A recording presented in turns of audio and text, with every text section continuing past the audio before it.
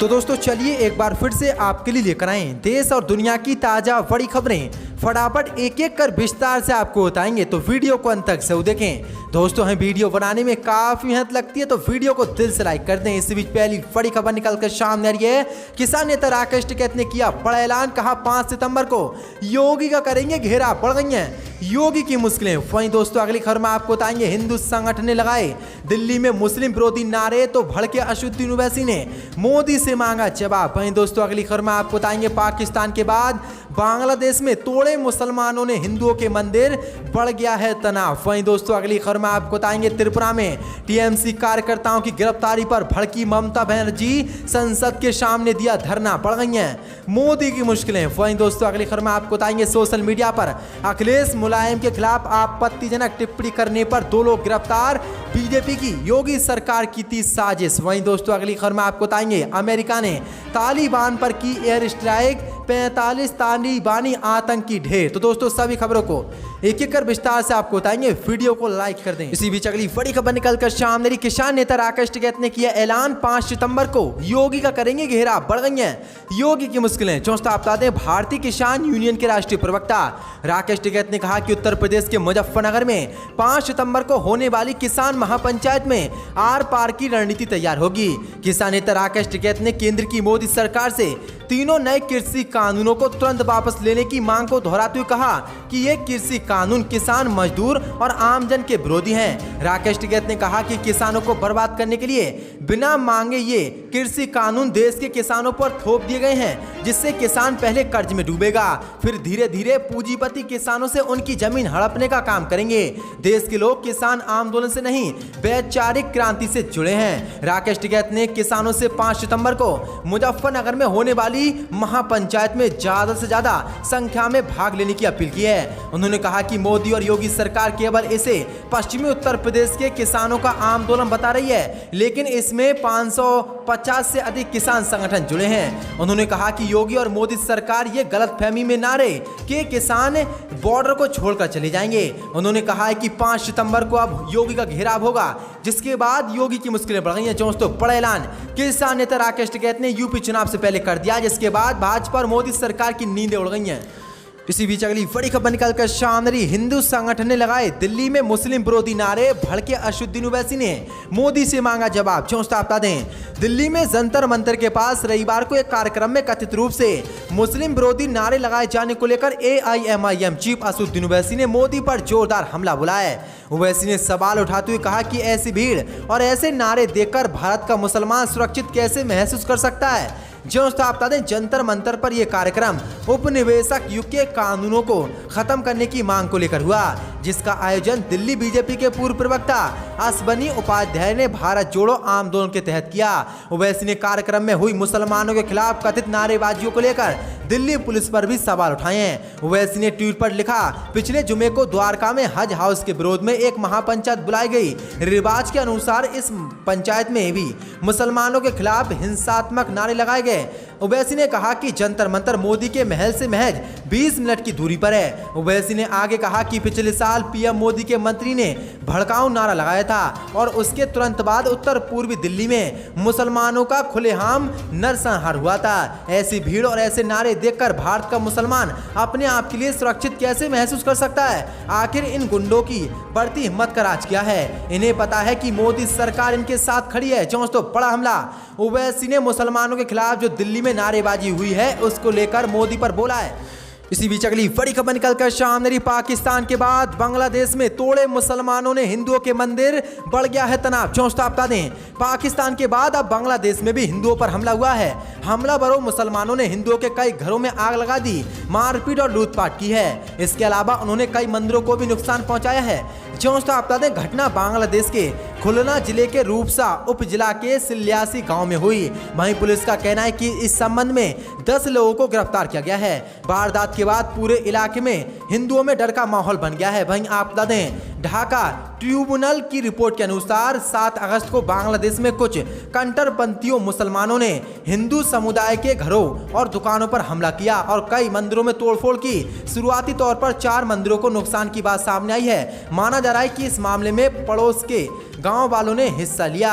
दबंगियों ने मंदिर में रखी भगवान की मूर्तियों को भी बुरी तरह से तोड़ दिया। दोस्तों बड़ी खबर है, अभी 3-4 दिन पहले ही पाकिस्तान में हिंदुओं के मंदिरों को तोड़ा गया था, जिसके बाद एक और मुस्लिम देश बांग्लादेश ने आज हिंदुओं के मंदिरों को तोड़ा है और कई घरों में हिंदुओं के मुसलमानों ने आग लगा दी, जिसके बाद बांग्लादेश में तनाव बढ़ गया है।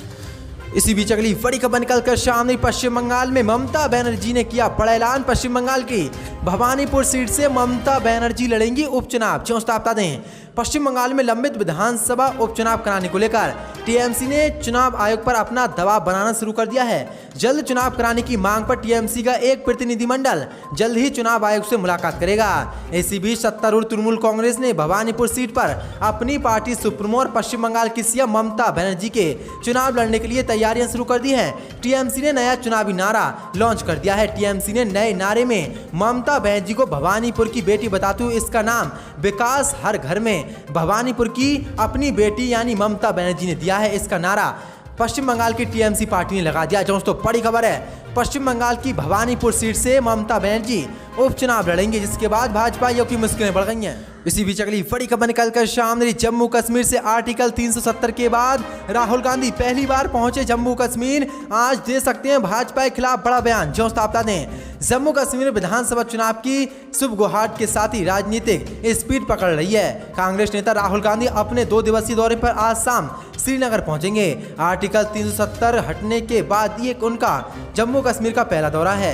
बता दें कि जम्मू कश्मीर में इस साल के अंत यानी 2022 की शुरुआत में विधानसभा चुनाव की प्रक्रिया शुरू की जा सकती है। यानी जम्मू कश्मीर में अगले साल मार्च तक विधानसभा चुनाव हो सकते हैं। इसके लिए परिसीमन का काम अपने अंतिम चरण में है। वहीं आप बता दें, जम्मू कश्मीर में धारा 370 को लेकर राहुल गांधी क्या बयान देते हैं, इसको लेकर सबकी निगाहें उन पर टिकी हुई हैं। वहीं आप बता दें, राज्य के ज्यादातर राजनीतिक दल धारा 370 को फिर से बहाल करने की मांग उठा रहे हैं। ऐसे में कांग्रेस का क्या रुख होता है?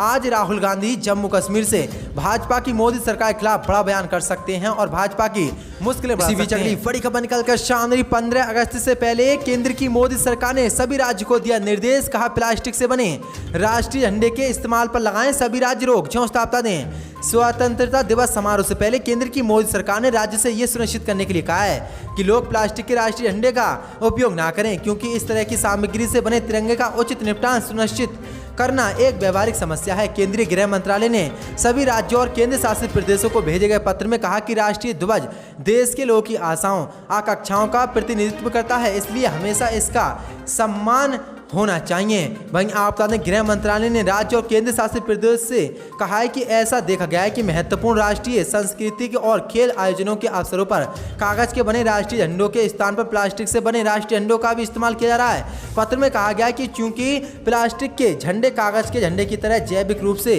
अपघटित नहीं होते हैं, झंडे की गरिमा के अनुरूप प्लास्टिक से बने राष्ट्रीय झंडों का उचित निपटान सुनिश्चित करना भी एक व्यवहारिक समस्या है। दोस्तों बड़ा बयान, केंद्र की मोदी सरकार ने निर्देश दिया है सभी राज्य को प्लास्टिक से बने राष्ट्रीय ध्वज को रोक लगाएं।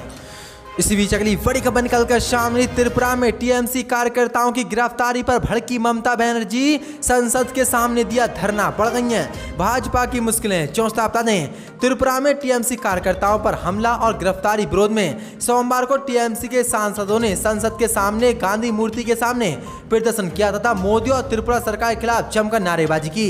वहीं आपको बता दें कि पश्चिम बंगाल के बाद अब टीएमसी और बीजेपी के बीच त्रिपुरा को लेकर टकराव शुरू हो गया है। शनिवार को तृणमूल कांग्रेस पर हमला किया गया था और उन्हें गिरफ्तार कर लिया गया था। उसके खिलाफ तृणमूल कांग्रेस के राष्ट्रीय महासचिव अभिषेक बनर्जी ने रविवार को धरना दिया है। वहीं आप बता दें, हालांकि बाद में जेल से टीएमसी के कार्यकर्ताओं को छोड़ दिया गया है।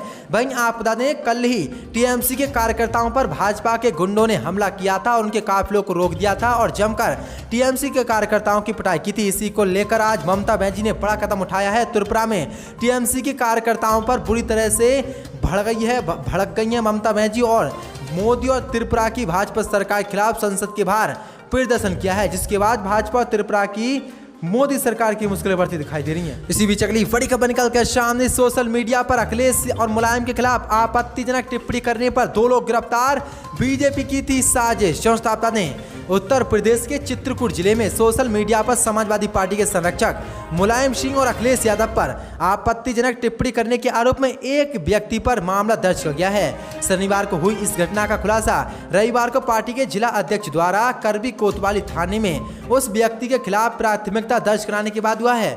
उन्होंने आरोपियों के खिलाफ उचित कार्रवाई नहीं करने पर आंदोलन शुरू करने की धमकी दी है। चित्रकूट जिला समाजवादी पार्टी के अध्यक्ष अनुज यादव ने संवाददाताओं को बताया कि करबी कस्बे निवासी संदीप शर्मा उर्फ रेंडी शर्मा ने सोशल मीडिया पर एक वीडियो अपलोड किया था, जिसमें वह पार्टी के राष्ट्रीय अध्यक्ष और पूर्व मुख्यमंत्री अखिलेश यादव और पार्टी के मुखिया मुलायम सिंह यादव पर आपत्तिजनक टिप्पणी करते नजर आ रहे थे।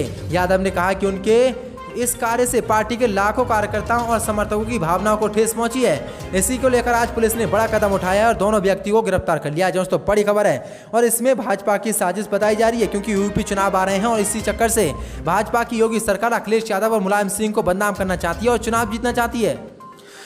इसी बीच अगली बड़ी खबर निकलकर सामने, अमेरिका ने तालिबान पर की एयर स्ट्राइक, 45 तालिबानी आतंकी ढेर। बता दें अफगानिस्तान में इन दिनों तालिबानी हमलों का सिलसिला जारी है। साथ ही पाकिस्तान के समर्थक की भी खबरें आ चुकी हैं। इसी बीच अफगानिस्तान सरकार ने एक बड़ी कार्रवाई की है और एयर स्ट्राइक में कम से कम 48 को आतंकवादियों को मार गिराया है। फिलहाल अभी भी अफगान सरकार तालिबानियों के खिलाफ कार्रवाई कर रही है। वहीं तालिबान भी लगातार अफगान के कई शहरों और इलाकों पर कब्जा कर रहा है। मीडिया रिपोर्ट के मुताबिक अफगानिस्तान के रक्षा मंत्रालय के अधिकारी फवाद अमान ने ट्वीट कर जानकारी दी है कि एयर स्ट्राइक में 45 तालिबानी समेत 3 पाकिस्तानी आतंकी मारे गए हैं। अमेरिकी वायुसेना ने तालिबानी आतंकियों को ठिकाने पर बम बरसाए हैं और इस जवाबी कार्रवाई में 500 से ज़्यादा आतंकवादी अब तक मारे जा चुके हैं। दोस्तों बड़ी खबर है, अफगानिस्तान ने तालिबानी आतंकियों पर बड़ी कार्रवाई की है और एयर स्ट्राइक कर 45 आतंकियों को ढेर कर दिया, जिसमें 3 आतंकवादी